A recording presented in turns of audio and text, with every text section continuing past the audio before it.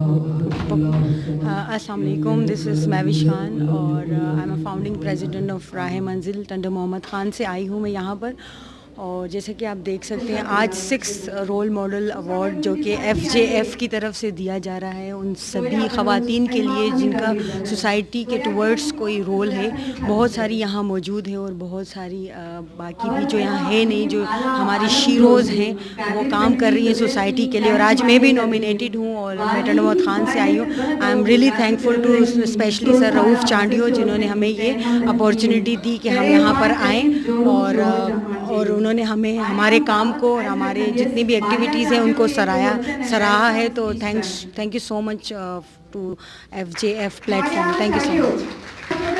अच्छा, औरत मार्च के हवाले से मैं तो यही कहूँगी कि मैं ख़ुद एक फ़ेमिनिस्ट हूँ और मैं उन चीज़ों को सपोर्ट करती हूँ जो कि ऑथेंटिक है, जो ऑथेंटिक केसेस है, जो हमारी वुमेन के साथ वो वायलेंस जो है उसको मैं बायकॉट करती हूँ। जो सो कॉल्ड वायलेंस बोलूँगी मैं उसे, उसका मैं बायकॉट करती हूँ। और अगर इस इशू के लिए जो ऑथेंटिक जो रियल इश्यूज़ हैं उन पर अगर मार्च हुआ जाए तो वो बेहतरीन चीज़ है।